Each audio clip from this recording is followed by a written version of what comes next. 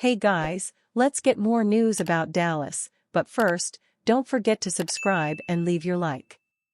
Cowboys TE named likely cut candidate after 2 years in Dallas. The Dallas Cowboys are approaching the first wave of roster cuts, and one young tight end may be reaching the end of his rope in Dallas. Over the past 2 years, the Cowboys have seen plenty of turnover in the tight end group, and Peyton Hendershot could be the next player to depart. On August 4, Blogging the Boys writer Jess Haney released a new 53-man roster prediction. In the piece, Haney predicts Dallas to retain Jake Ferguson, Luke Schoonmaker, and John Stevens as their TE group.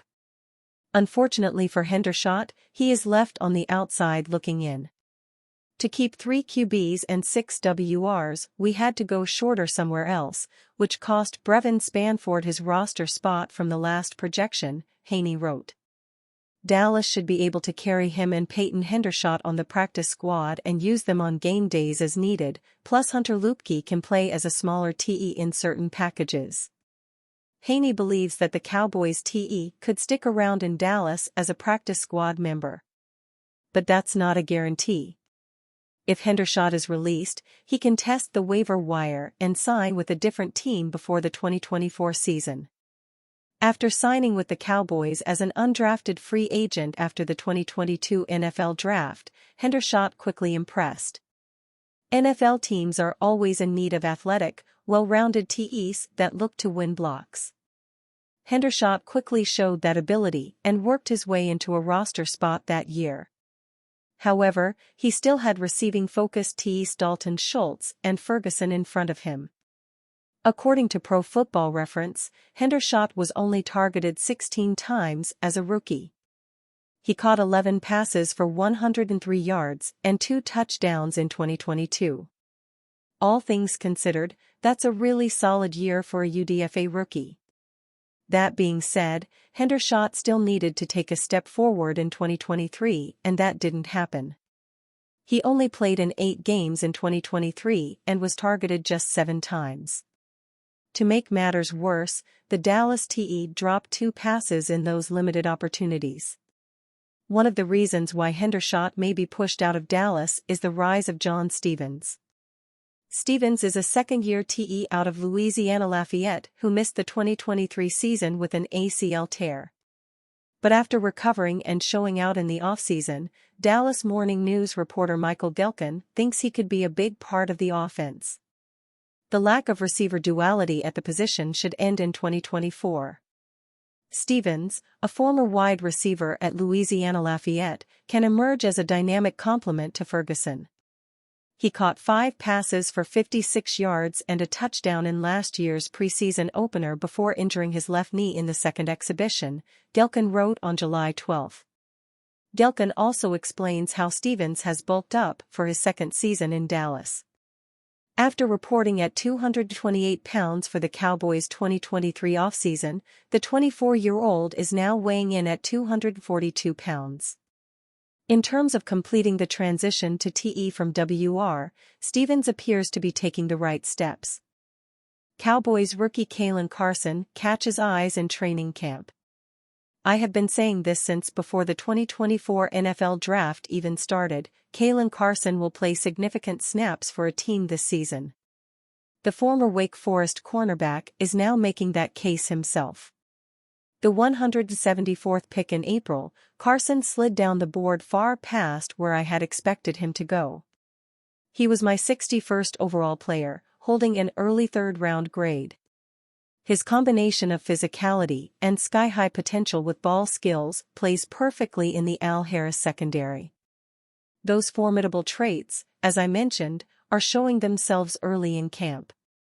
He is behind a few young guys on the depth chart right now, namely Nashon Wright and Eric Scott Jr. Now ask yourself this, was there ever strong hype coming from training camp about either of those guys? That's not a knock on them as players, it is simply the truth.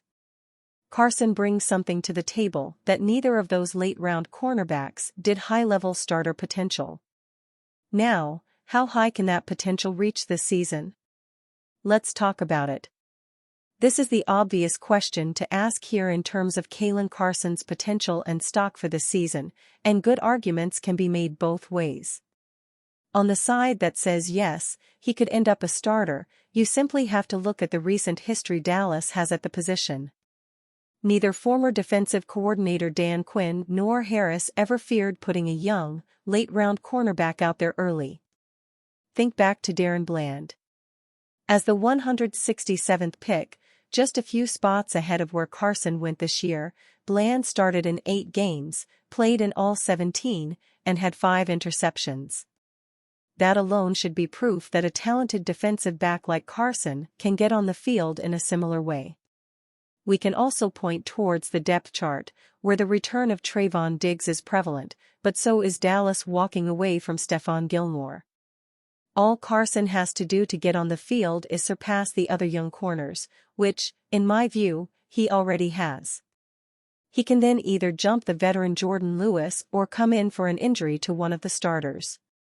The potential he has shown here in training camp far exceeds my own expectations for him, and those were pretty high. If he keeps this thing up, who is to say the coaching staff doesn't roll with Carson? Dak Prescott predicted to leave Cowboys for Raiders in 2025. If the Dallas Cowboys allow Dak Prescott to enter free agency, he is expected to attract significant interest, with the Las Vegas Raiders among the top contenders for his services. Prescott is entering the final year of his contract with the Cowboys. While other quarterbacks around the league have recently inked lucrative deals, Dallas hasn't been overly eager to extend its 3-time Pro Bowler. Bleacher Report called Dallas' strategy a dangerous game and predicted Prescott landing with the Raiders next season. If Prescott gets through this season without an extension, it would only make sense for him to at least see what he could get on the open market, Bleacher Report said in an article put together by its scouting department. The Raiders would make sense as a landing spot.